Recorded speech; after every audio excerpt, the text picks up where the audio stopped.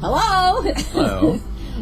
Welcome to another version of TN Talk Time's Critical Role Talk. Critical Role Talk. And this one is pretty cool. Yes. Yes. Indeed. They just did the Indianapolis Live. Yep. At Gen Con. Yep. Episode 109. And it's leading into a pretty intense battle. Yes. It's going to be good. I agree. Yeah. It should be interesting. It's going to be awesome. I'm looking forward to it. And they did so well on this one. I was cackling just about the whole time. Yeah, my dad told me that he heard me like just randomly, constantly just laughing. Yes. The whole time. Yeah. It was funny. Yeah. And I watched it. I watched the last half of it twice because I didn't remember if I had seen the whole thing or not, because I did stop at one point. And then I remembered, I did hear this part, but I was distracted when I was watching it the first time. Oh. And so I got to actually see it all, and you have to see it all to get the nuances, especially with Travis. I mean, he was in rare form. Rare form. They liked him. Yeah, they were all good. They were all, raring to go and spot on. And you mentioned before about how impressed you were with all their different voices. Yeah, there's a point towards the end of the episode that Matt was... I mean, there's a lot of characters coming together, and he was remembering every single voice and being spot on with it. It was pretty incredible. He was doing a lot of work towards the end of that episode. Yeah. A lot of work. And it was astounding. I mean, I say basically the same things every time I watch them. But part of the fun of watching a live one is seeing hearing how everyone else is reacting the same way that you are. Yeah. And it's got to mean something to them as actors to get this feedback. Yeah. Because sometimes, when you're just talking amongst yourself, basically, is what they do, and it's being recorded. Yeah. You might tend to wonder, well, did that go over the way I wanted it to? Or, are people really enjoying this? And, that's the plus of having a live audience. Oh, yeah. You get immediate, instantaneous feedback. And it was awesome to hear the roar of laughter or the squeal of delight or the when Vecna from the other side of the room. Well, it's already available. We won't be doing spoilers, or would it still be a spoiler? No, it's not available. It's out there on the internet now. If you haven't seen it. Okay. Well, Vecna makes a cameo. And from how Matt did it, from the other side of the room, you hear a familiar voice, and as soon as he said familiar voice, everyone's like, and Laura's up there going shit. No, it wasn't shit; it was the F word. Yeah. But she's going shit.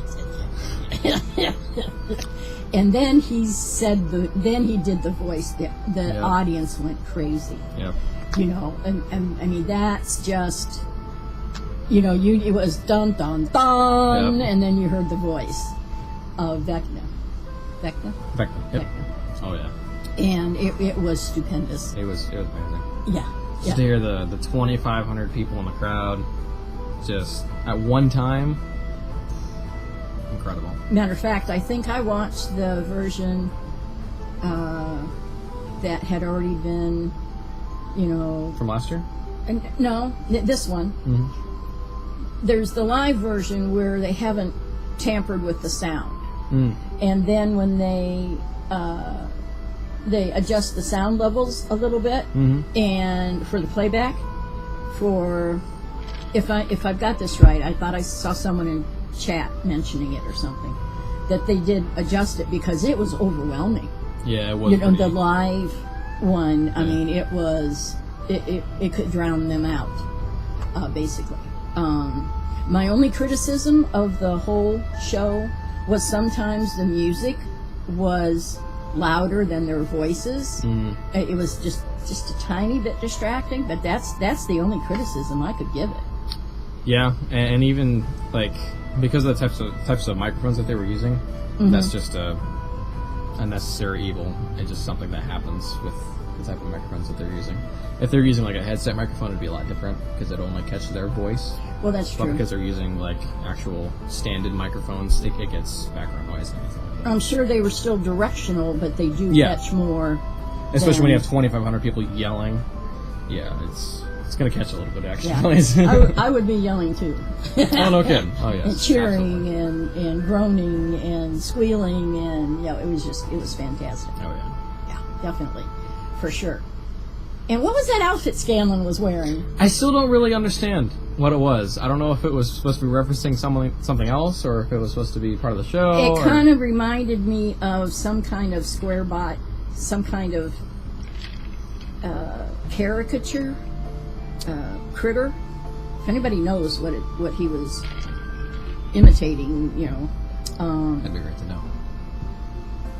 It's like, what is it? Like a Pokemon. Yeah, like a Pokemon. All yellow. You're not talking about Pikachu, are you? It might have been. I don't see him being Pikachu because that'd have been really generic looking. I don't know. I think he's trying to be crazy. Yeah, well, he doesn't have to try. Succeeded with that. Yeah, definitely. And what was the bit with him and Percy? Oh, man. Scanlan and Percy.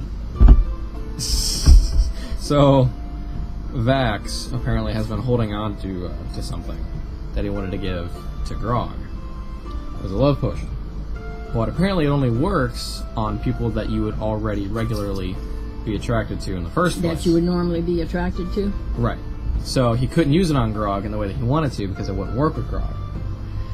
So he and Grog figured that they would do a prank on Scanlan because Scanlan is always wide pranking open. Everybody. Yeah. So they somehow Scanlan had no idea, and they were able to get him to drink this potion. And it ended up working a little bit differently than I thought, because I think Vax kind of thought that maybe it would take like a little bit, like it wouldn't be like the first person you looked at that would be the person. But the way that Matt did it, it was the first person that Scanlan looked at ended up being Percy. And for an hour, Scanlan was just enthralled with Percy and just he wanted him so much.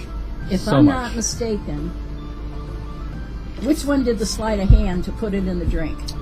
That was... Was that... Vex. Vex? No, Vax. Vax, yeah. Okay. Because he did it at the same motion of, like, falling into Keyleth, like, away from the table. Okay. And he rolled really high. Yeah, he rolled like a 39 or something like that. the group was going crazy in front of them, actually. Yeah. I don't know why I went this way. They were over that way. Yeah, they were in front of him. Yeah. Yeah, and so it was like just the double entendres and the innuendos and the and it's like the double talk and the saying one thing innocently, but it could be taken like 5 different ways. Or just being straightforward, like, I want to see you naked.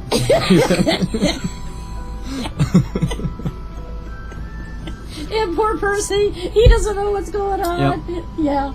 Yeah, that was good. That was good. It was funny to see how Vex reacted too. She was like, whew, she was not happy. Yeah, she was like, that's my man. Oh yeah. Get away. That's my man. Just tomfoolery. It was a great way to begin the whole thing. It made Matt, though, I figured he was probably like, well, screw this episode. There ain't nothing I want happening here. Probably drew up this whole thing. But he was thoroughly enjoying it. Oh, yeah. Yeah, he gets a kick out of his friends. Yes. And you can see that by the way he reacts. Mm-hmm. He gets a kick out of all of them.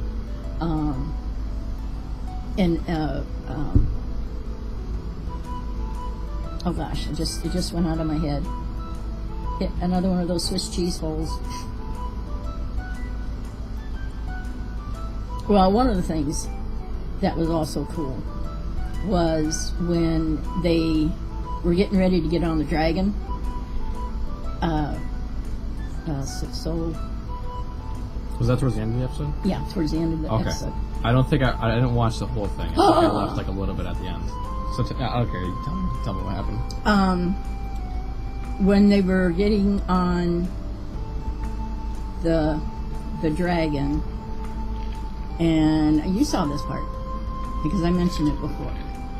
Not this episode, but we had a conversation. We had lunch, and we were talking about it then. I think it was Vex. Somebody was asking Keyleth if she wanted to give words of inspiration. Oh, yeah. To, give a speech because that gives them extra hit points, 18, I think. Yeah. And she as Keyleth, and we forget that she's playing Keyleth. She's not being herself. Yeah. Keyleth can be a ditz, Marisha, she's got some business savvy. Oh, yeah. Yeah. So, there is a difference. So, Keyleth, is kind of, well. And then she grabs the microphone and the audience goes crazy. And she starts in on her speech. And it was so cool to see them perform. Mm-hmm. And yes, they are playing their characters and performing weekly on Critical Role. But when you're in front of a live audience, there's a different little bit of spice. Oh, yeah. Spice? That comes into play. Yeah. And it was cool to see her perform and to have the audience so right there with her. Yeah. Travis, the subtleties. All you would have to do is just raise an eyebrow or something, Yep. And they're trying not to let Vecna know while they're waiting for the ring that Vex got that would prevent Vecna from eavesdropping. While they were waiting for that to attune, they were talking, oh, well, we're just going to stay here and not doing, and Grog is going, what? What do you mean we're not bad? What? And he just wasn't getting it, and they couldn't say anything, about it. And he was ready to go charging off by himself if he had to. But that was, a ploy they were doing, a decoy, until the ring took effect, and then it's okay, we decided we're going to go. Oh, okay then. And that was just so well played. All of it was so well played. What was it? Oh, there was a wonderful... Oh. I don't know if you saw this part or not, when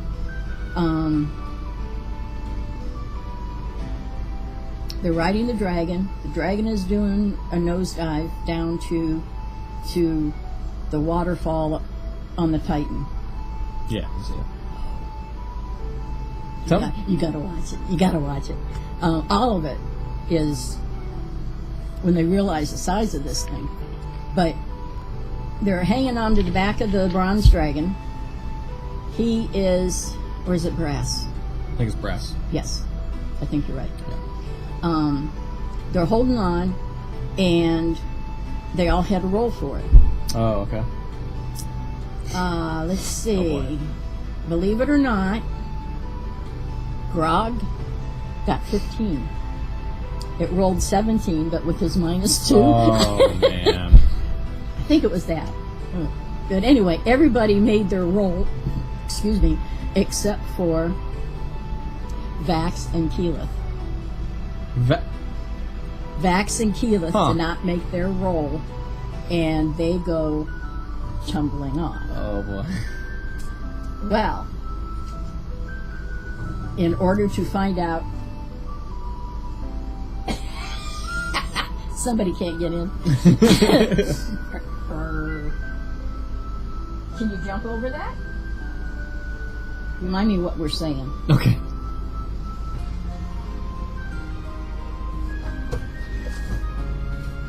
Okay, baby, there you go. There you go. There's room. So, here he is. My poor baby suffering from flea attack. The fleas. Flea invasion. My new hobby is drowning fleas. Get one, put it in the water, dunk it, dunk it, dunk it. These fleas are resistant. Dunk it, dunk it, dunk it, dunk it. They can hold their breath a lot longer than the other ones did. Anyway, so they're, they fell off. Keyleth screams, so Vax gets here's where she's at, knows that she's falling as well. She says something about Whisper, which is his dagger. Mm-hmm. Giving him permission to use his dagger because he throws the dagger, it lands, and pulls him to her. Interesting. So she gets hit with, piercing damage and psychic damage. Mm-hmm. And Vax, rolls it and says how much it is, and he says, sorry, baby, it's this much piercing damage, and sorry, baby, it's, so much psychic damage. Mm-hmm. And she says, our whole relationship has been psychic damage. So, you have to hear them, I can't say it as well as watching them, perform it, and the nuances and the expressions and the, just the whole thing. It was just and out go her wings, and she turns into a giant eagle. And then this Titan had 4 huge arms. You gotta watch it. You gotta watch it. And one of the arms hit them. Okay. For 80-some points of damage. Woo! Man. Yeah. And that, of course, knocked her out of eagle form. And she was still okay. Even after whisper damage and huge arm damage. But they started plummeting again, and then that's when Vax opened up his wings. Well, they had done an invisibility spell. The dragon had done an invisibility spell that took care of him and 4 of them. Mm-hmm. And because there was a total of 8 with Pike and the dragon. And Scanlan had done an invisibility spell that took care of the other 4. Well, when Vax attacked, he lost his invisibility. So right. She's going, smack me, which didn't help anything. I'm probably remember this out of sequence, but anyway, toward the end there, when he turned, he was on the back of her. That's right, and they're speeding down. All you could see was Vax like this, on nothing, speeding through the air. Everybody else saw. Oh look, it was funny. It was just so well done from beginning to end. Can't say enough, about it. You definitely got to go back and watch what you missed. I probably will. I'm going to go back and watch it from the beginning because there was so much going on in the beginning. Yeah. There was. Yeah, I'm going to watch the whole thing again. It's just that good. How good of an episode? Chomp, chomp, chomp, chomp, chomp. Get that flea. We sprayed the house. We sprayed the yard. We sprayed him. Now we're waiting. It's funny to see some of the fleas running away like this. And the other one's going, I can do this, I can do this. Yeah, there was a flea in my room last week, and it was on my monitor. It was bouncing everywhere. Holy cow, them things are fast. Yeah, then I grabbed one and I was smushing it with my fingers, and I just lifted it and it's still moving around. Yeah. I was smushing it. You have to drown them. That's at least. Cut them in half at least. You can do that. Well, I don't have a knife that small. And I'd probably cut my fingers off instead. Anyway. I don't know. Maybe everybody's having trouble with it. Sometimes. Maybe because we're gonna have to spray ourselves actually. And that's weird because you don't have a pet. No, yeah. There's some in our yard that we think, so we're gonna do that. That'll do it. Yeah. What else? Oh, the artwork. Oh yeah. Burke. The artwork. I've been listening to Brian too long. Turnt. Oh yeah. Brian Wayne Foster. Mm-hmm. You know, the Talks My kind of guy. Oh yeah. I like how he plays with words though. And you can't really do that successfully if you don't already know the proper way. I get a kick out of Carsey, who plays D&D with us, and instead of a question, it's quenchen. Yeah. It's a quenchen. Can I ask a quenchen, please? And she does. There's several other words that she does that with, and I get a kick out of it because she, you know that she knows how it's supposed to be said, in the way that she does it. So, anyway, yes. The art book. The art book. Now, how many different artists contributed to this? I think you said like 89 or something like that. Yeah, I couldn't remember. Artists? Yeah, and it could have been more. I mean, they had so many to choose from. Oh, yeah. And the art book is about tales of Vox Machina, right? Yeah. That happened before, or what they've shown. I think it's the campaign guide is what follows what happened before. I think, or it might be the art book that has it. I know it's something. I think it might be the campaign, or might be the art book. It rubs off. I'm not really sure. Yeah, it's one of the two that does that. I don't remember. You can't hang around Nana too much. It kind of affects. The campaign guide is so that you can play in the world of Taldor. Like Exandria. Exandria. Yeah, so that you and it relates to stuff that, places that Vox Machina has been and stuff. Mm-hmm. And that's available both in book form and PDF. The book form is going to take you a while because the response was overwhelming. Yeah.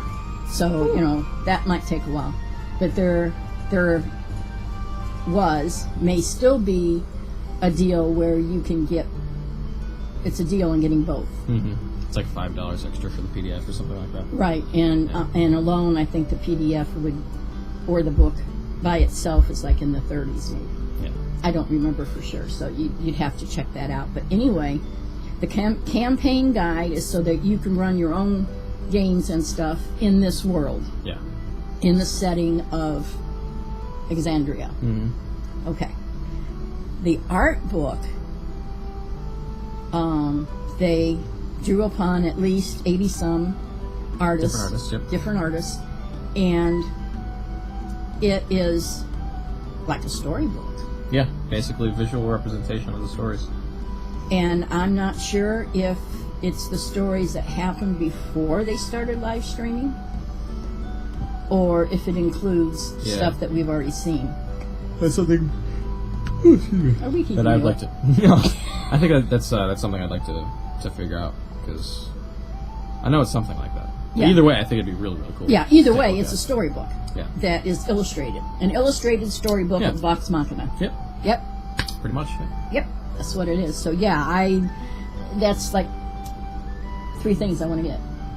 Yeah. 4 if you include the sweatshirt that I've heard so much about, the Vox Machina. Oh yeah. Oh, and that was also what was funny.